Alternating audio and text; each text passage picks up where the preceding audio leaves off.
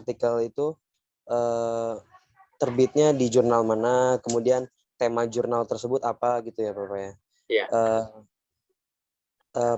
Yang ingin saya tanyakan gini Pak, kalau misalnya kan kita berangkat tema itu dari permasalahan ya Pak ya. Permasalahan, kemudian ternyata toh pas di tengah jalan judul kita itu sama dengan judul yang lain gitu, dan banyak judul-judul pasaran yang lainnya gitu. Yang ingin saya tanyakan, gimana kiat-kiat supaya kita tuh mendapat judul yang unik, yang berbeda dari orang lain, dan itu belum pernah dibahas dari belahan dunia manapun gitu loh Pak. Kurang lebih seperti itu. Terima kasih. Assalamualaikum warahmatullahi wabarakatuh.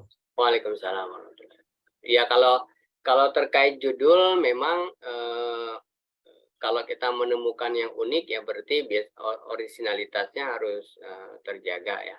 Biasanya itu kan penelitian grounded ya, grounded teori, penelitian yang kita lakukan secara murni ya, belum ada yang meneliti yang lain, itu saya kira bisa saja.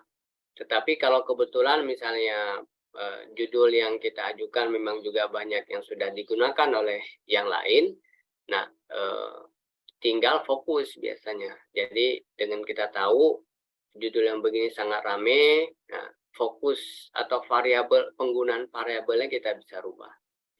Atau objek penelitiannya kita berubah. Atau kemudian dari sisi rumusannya atau penggunaan metode penelitian. Nah, itu juga menjadi varian-varian yang membedakan penelitian kita dan yang lain. Seperti itu. Susah sekarang ya Pak Ridam ya, untuk menemukan judul yang murni belum digunakan oleh orang lain. Sulit ya, karena sudah sangat banyak ya penelitian. Nah, kiatnya seperti apa? Saya sih pengalaman pribadi ya. Saya kan punya konsep pengembangan sumber daya manusia yang saya sebut dengan pumping XR model. Nah,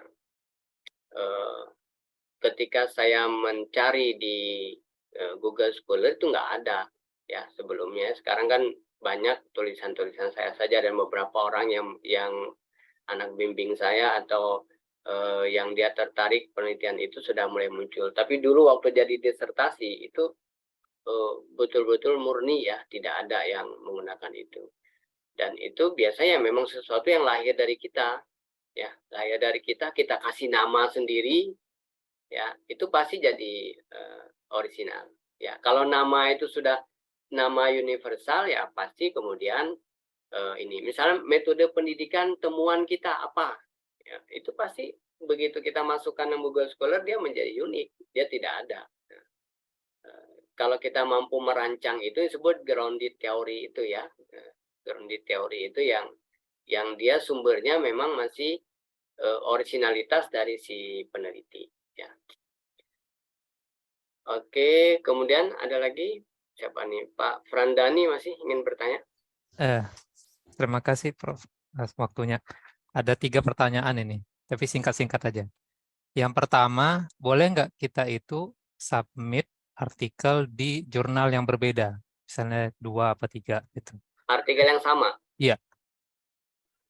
Kemudian yang kedua, kan saya belum mencoba untuk submit di jurnal yang lain. Saya dengar-dengar itu berbayar ya.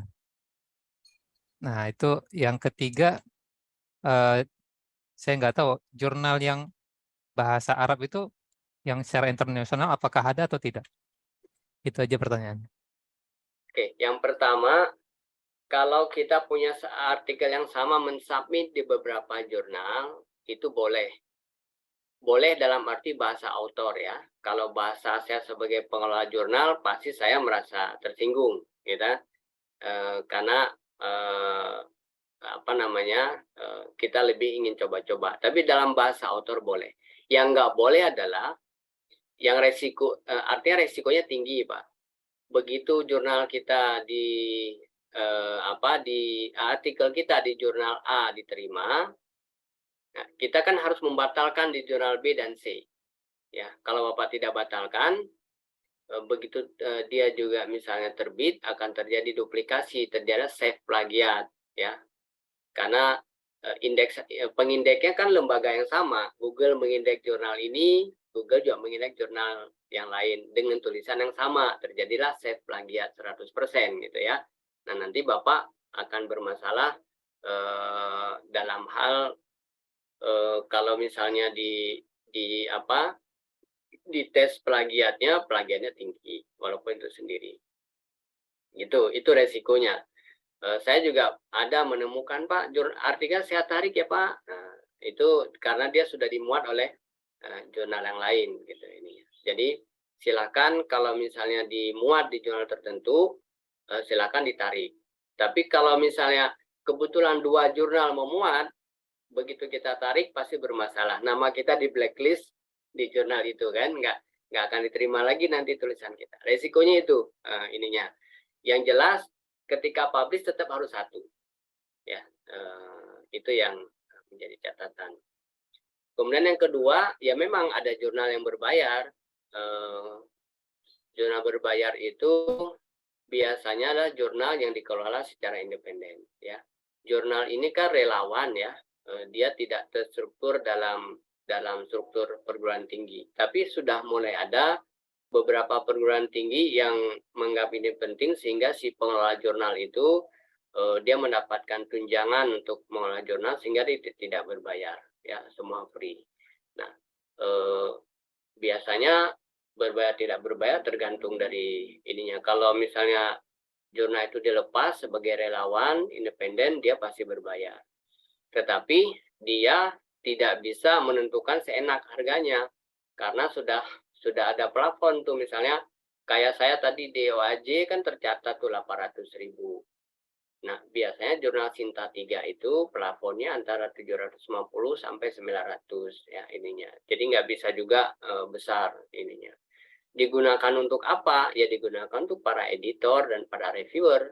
Itu tadi ya, kalau reviewernya itu sama sekali tidak kita beri uang pulsa atau uang ini, dia juga malas untuk melakukan memeriksa artikel kita sehingga lama sekali. Akhirnya bukan hanya si author yang rugi, si jurnal juga akan rugi.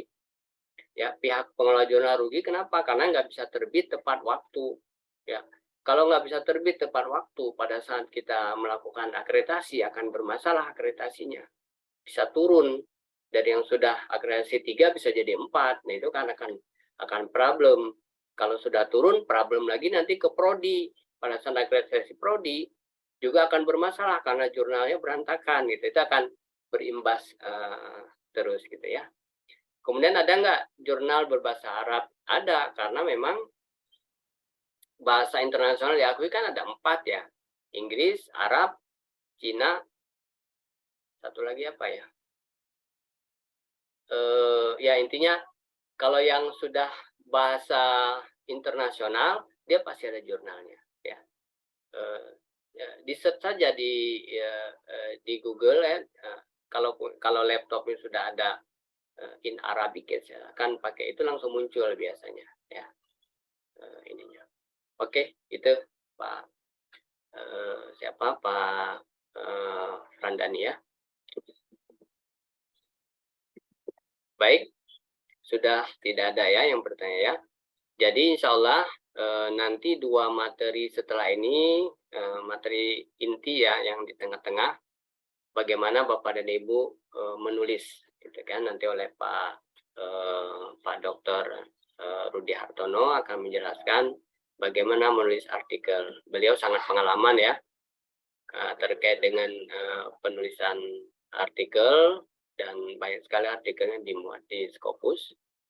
Dan sekarang ini sebagai pengelola dan sekretaris program studi pendidikan teknologi pendidikan. Kemudian nanti yang terakhir itu tentang Mendeley.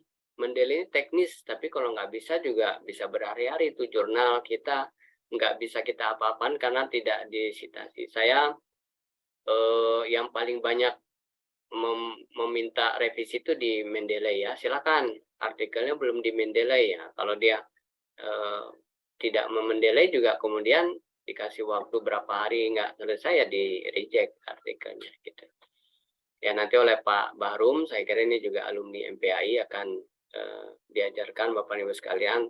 Jadi untuk sesi ketiga nanti mohon, karena juga sudah malam, pasti sudah di rumah ya, tidak lagi di jalan, sudah sampai, mudah-mudahan bisa menggunakan laptop ya, biar langsung bisa dipraktekkan. Dulu mungkin pernah ya kita ini kan bisa mengulang dan bisa memperlancar insya Allah ya. Dan nanti sebelum berakhir sekitar 15 menit di materi ketiga itu nanti oleh Pak Torik, Mas Torik akan menyebarkan absensi ya terkait yang hadir di malam ini, dan itu yang menjadi patokan kita untuk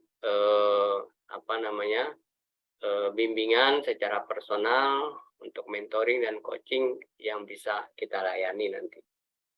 Ya kalau hari ini belum sempat, seperti Bu Sadia tadi, teman-teman berapa, silakan nanti ada program begini lagi bergabung sehingga tercatat.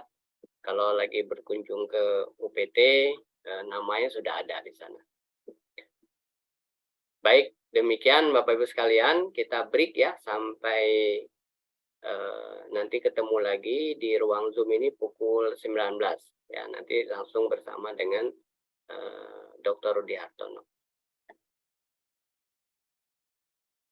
Baik, cukup ya. Ya, baik, Dokter. Ya, terima kasih. Ya, terima kasih banyak. Saya akhiri dengan hamdalah. Alhamdulillahirrahmanirrahim. Assalamualaikum warahmatullahi wabarakatuh. Saya kembalikan ke Mas Torik ya sebagai host. Ya, baik, terima kasih Dokter Amir. Untuk sesi kedua nanti kita mulai jam 7:30 karena Bapak Rudi sedang ada borang dulu ya untuk buat prodi TP. Jadi beliau agak mundur. Nanti 15 menit sebelum mulai akan saya infokan di grup WhatsApp. Terima kasih semuanya ya. Selamat istirahat. Baik Pak, terima kasih.